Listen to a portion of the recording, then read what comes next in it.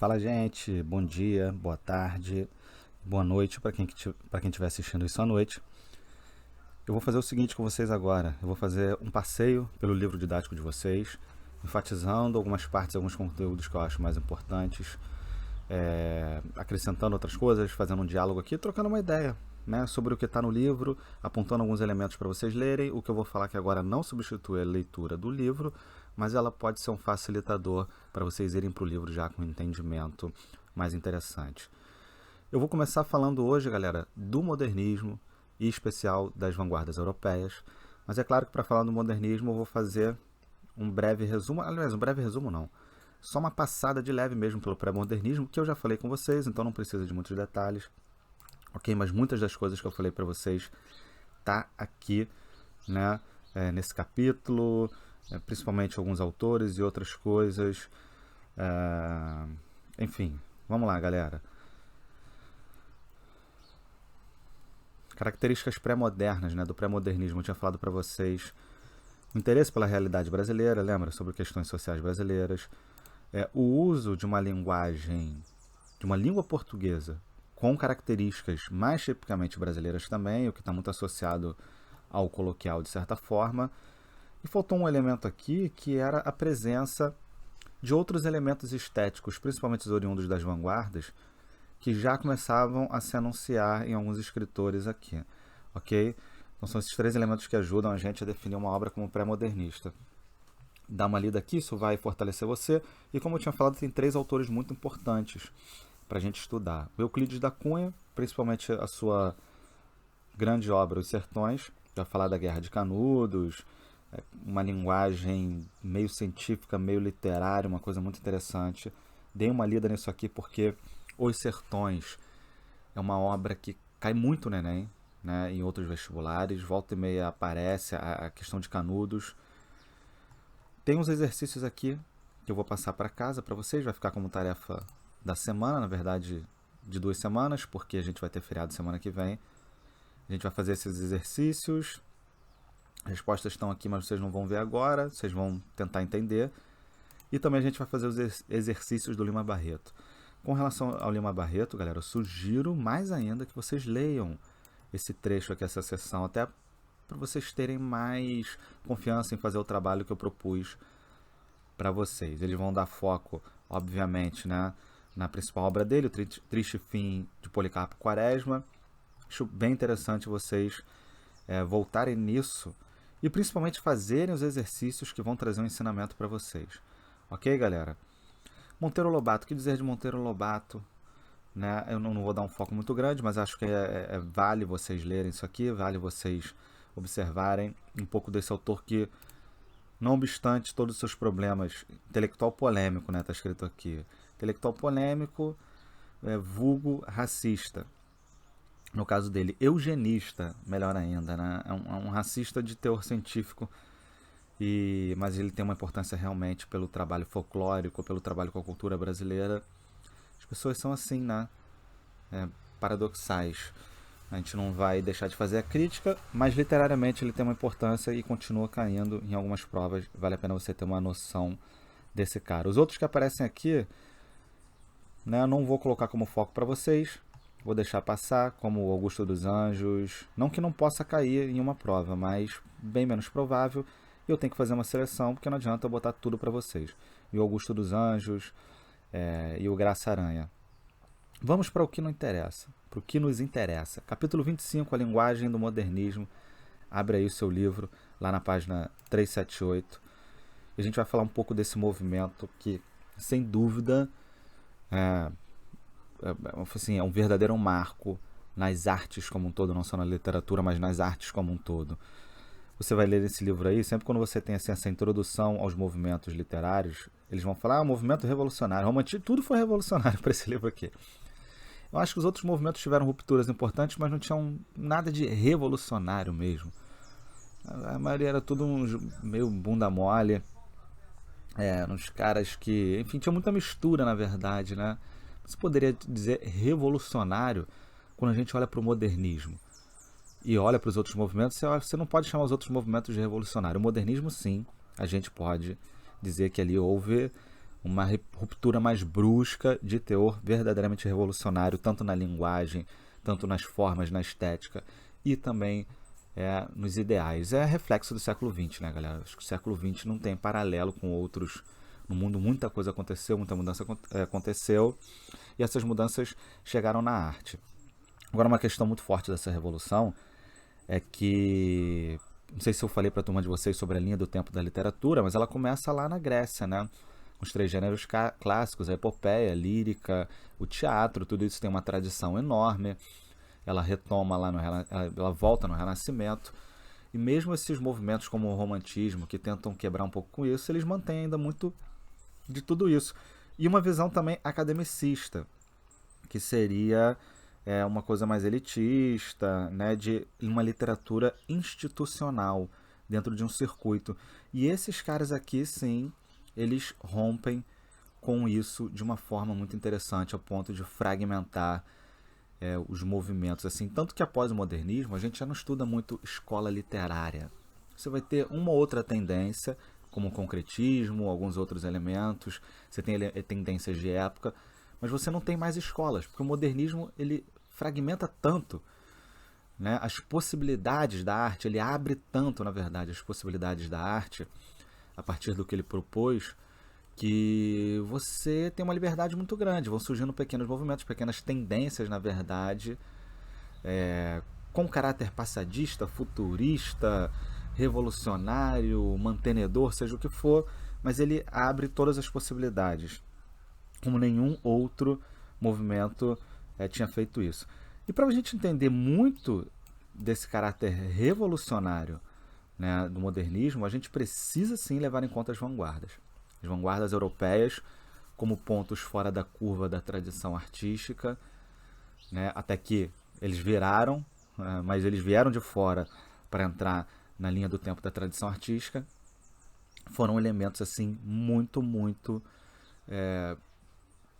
como posso dizer, diferentões de tudo o que era produzido. Você vai ver um quadro do Picasso, você tenta lembrar, pega, né, quadros do século XV, XVI, XVII, XVIII, XIX, aí depois você começa a ver uma obra de Pablo Picasso ou uma obra modernista, surrealista, e você vai ver o quanto é chocante realmente aquilo que foi feito. Gente, toda a cultura musical, até pop do século XX, ela tem que agradecer ao modernismo, né? Foi isso que abriu essa possibilidade toda. É um quadro como esse, por exemplo. Um quadro como esse, eu acredito que você não veria nada parecido até o século XIX, não veria mesmo. Né? E é uma linguagem muito, né, de muita ruptura com tudo o que tinha sido feito. Na literatura, por exemplo, você tem versos como esses dois aqui, ó. Do vermelho ao verde, todo amarelo morre, quando cantam as araras nas florestas natais. Como assim, amigo? O que esse cara tá falando? Do vermelho ao verde, todo amarelo morre. Parece a música do Djavan, né? Quando cantam as araras nas florestas natais. Parece não ter nada com nada, mas tem um tipo de construção. A gente tem que estar mais atento a essa linguagem fragmentada e tudo mais.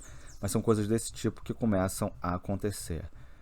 Você tem na literatura principalmente uma rejeição à métrica certinha da poesia, uma rejeição à rima, a introdução forte mesmo do verso livre, a introdução de temáticas que antes não eram comuns de se tratar na poesia. Né? O poema trata do quê? Do amor, da mulher, da beleza, da natureza.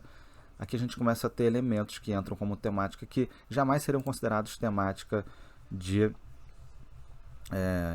poesia, não seriam como isso aqui, ó, esse poema do Oswald. Esse aqui é do Oswald, se eu não me engano. Mário de Andrade, desculpa, não é do Oswald não. Né? Alturas da avenida, bonde 3, asfaltos, vastos altos repustos de poeira sob o arlequinal do céu ouro rosa verde. As sujidades implexas do urbanismo, filés de Manuelino, calvícies da Pensilvânia. É uma coisa muito fragmentada, uma coisa tem muito a ver com o estilo de vida moderno, né? Gente, é o seguinte. Na verdade, eu sugiro que vocês façam, nesse momento, que vocês deem pausa no vídeo, pausa o vídeo de vocês, leiam esses poemas e façam esses exercícios. Eu vou comentar aqui alguns desses exercícios, eu vou enfatizar um ou outro que eu acho mais importante, né, para vocês guardarem no coração e na mente de vocês. Mas vamos lá, vamos começar a fazer isso. Eu sei que vocês vão ter algumas dificuldades, mas eu vou justamente fazer algumas elucidações aqui, já adiantando coisas que eu vou repetir quando eu falar de primeira geração modernista, Semana da Arte de 22, vanguardas europeias e tudo mais. Exercício número 1. À primeira vista, a linguagem modernista causa grande estranhamento, mesmo para o leitor atual. Uma das razões desse estranhamento resulta do uso da técnica de simultaneidade de imagens. Sublinhe isso, é muito importante.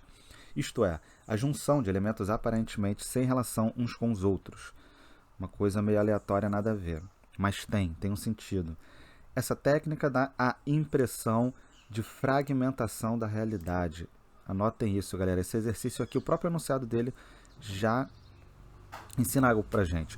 Como se uma câmera estivesse captando flashes, né? Obviamente, influência do cinema e da fotografia na literatura e nas outras artes. Identifique exemplos do emprego dessa técnica nos 3 poemas que estão ali em cima. Bem, esse texto aqui, eu vou dar esse exemplozinho aqui, ó. Você tem um diálogo, quer apanhar soldado, quer apanhar soldado. O quê? Quer apanhar pernas e cabeças na calçada. Né? Como se você colocasse aqui 2 imagens fragmentadas uma em cima da outra, ok? Esses versos aqui, por exemplo, é uma revoada, né, de fragmentações. Marisco lampreia, múltiplos sóis e o ouriço do crepúsculo. Isso tudo num verso só. Um velho par de sapatos amarelos diante da janela. Tours, as torres são as ruas. As coisas vão surgindo aleatoriamente, fragmentadamente. Né? No domador aqui do Mário de Andrade, a mesma coisa. Alturas da avenida, bonde 3, asfaltos, vastos, altos repuxos de poeira sob o arlequinal, céu ouro rosa verde. Gritos de goticismo. Né? E por aí vai, galera. Eles vão realmente criando todas essas possibilidades ultra fragmentadas. É um tipo de linguagem que você vai ver principalmente nessa primeira geração aí do modernismo, a galera da Semana de 22, vocês vão ver muito, tá bom? Letra B é uma resposta pessoal, né, em qual você acha que essa técnica de simultaneidade de imagens chega a prejudicar a compreensão do texto. Eu acho que em todos eles, né? Em todos eles, a gente precisa se acostumar a essa linguagem, mas é engraçado. Quando você começa a ler esses poemas, você começa a perceber qual é o lance desse jogo de palavras. Realmente você precisa ser educado nessa linguagem. Número 2, galera. Outro traço de destaque na arte moderna é o urbanismo ou a modernidade. Isso vira tema, né? Isso vira tema para as pessoas. Isto é, a valorização das cidades, o trabalho, das fábricas, da convivência das raças, das situações cotidianas. Na obra de alguns autores, também é valorizada a noção de progresso advindo da industrialização e das máquinas. Em qual ou quais dos poemas é abordado o tema do urbanismo? Esse aqui o Capoeira tem, né, gente? Pernas e cabeças na calçada. Uma presença de soldado, que é uma coisa bem urbana. Uma briga entre soldado e algum tipo de cidadão. E calçada, que é uma coisa típica de urbanidade. Isso acontece em outros, né? Em vários outros. Olha só isso aqui. Passa Galhardo, um filho de imigrante, louramente domando um automóvel. Esse tipo de coisa começa a entrar no texto. Beleza, galera? Letra B da número 2. Em qual ou quais dos poemas se nota uma visão positiva a respeito do crescimento das cidades? Como você está vendo aqui já escrito, né? No próprio texto 2.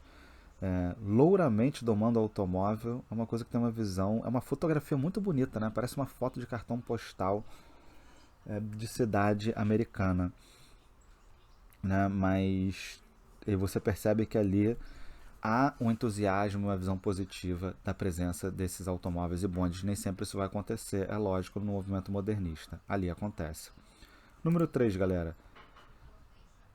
Uma coisa bem interessante que vocês vão ver em diversos momentos é que uma proposta dos modernistas é trabalhar com elementos surpresa, né? Insólitos.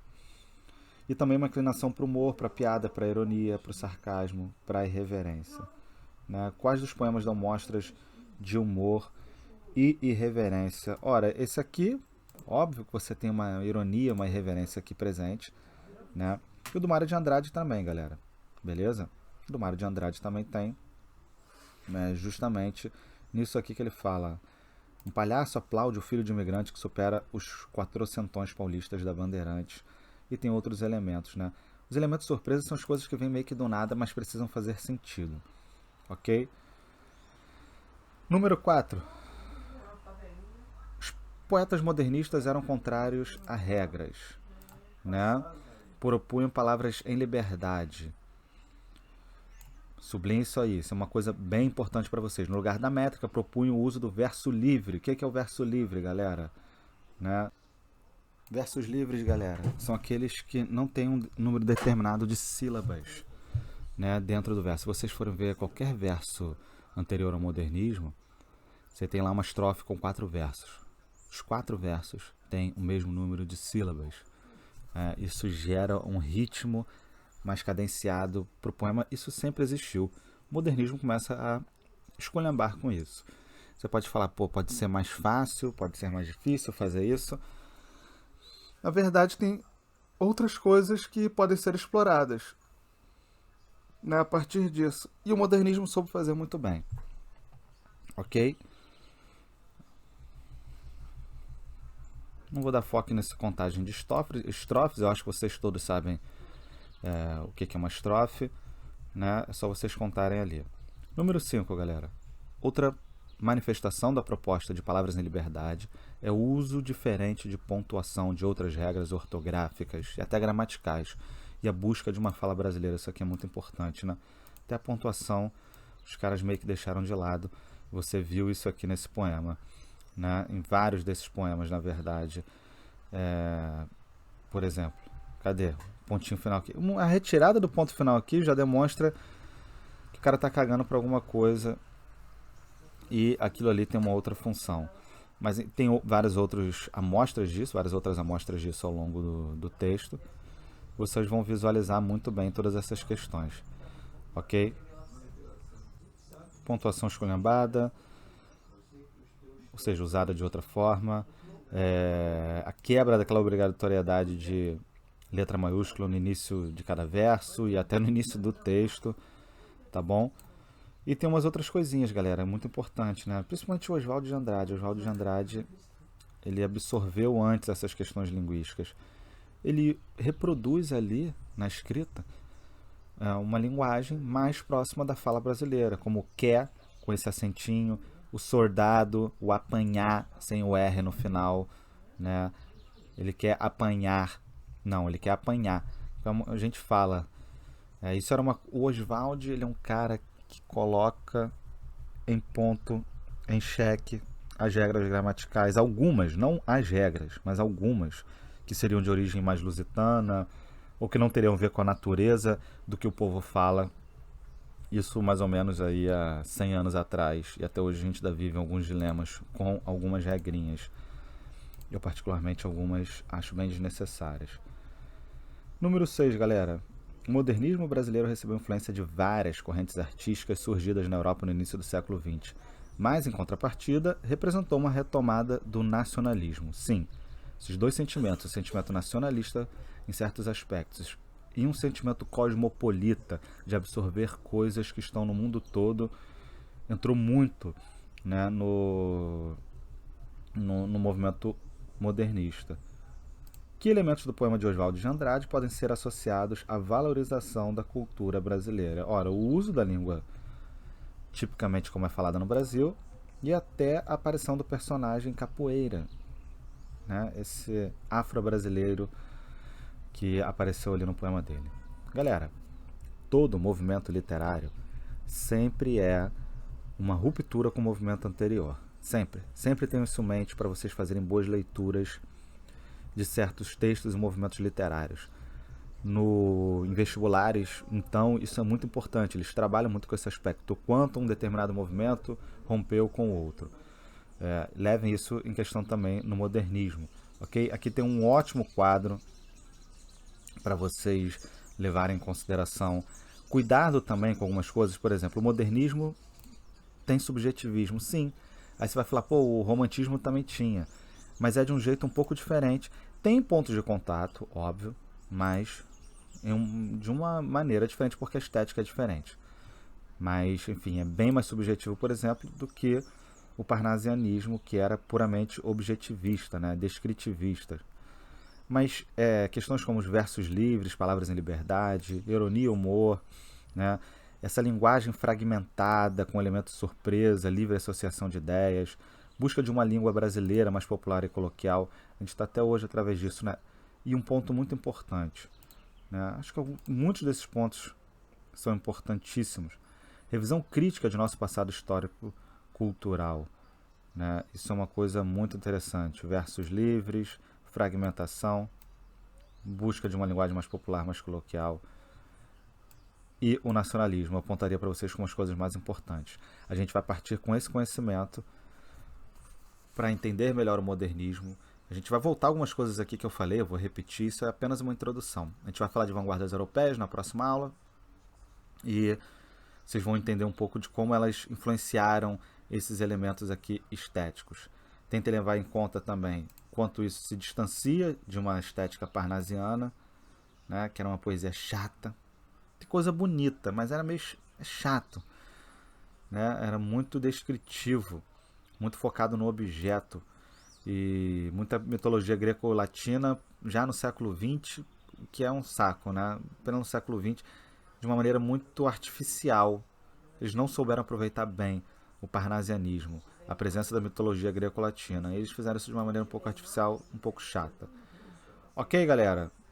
Vamos que vamos. Só para introduzir essa questão, façam as questões lá do pré-modernismo para a gente entender algumas coisas. E é isso. Até a próxima aula.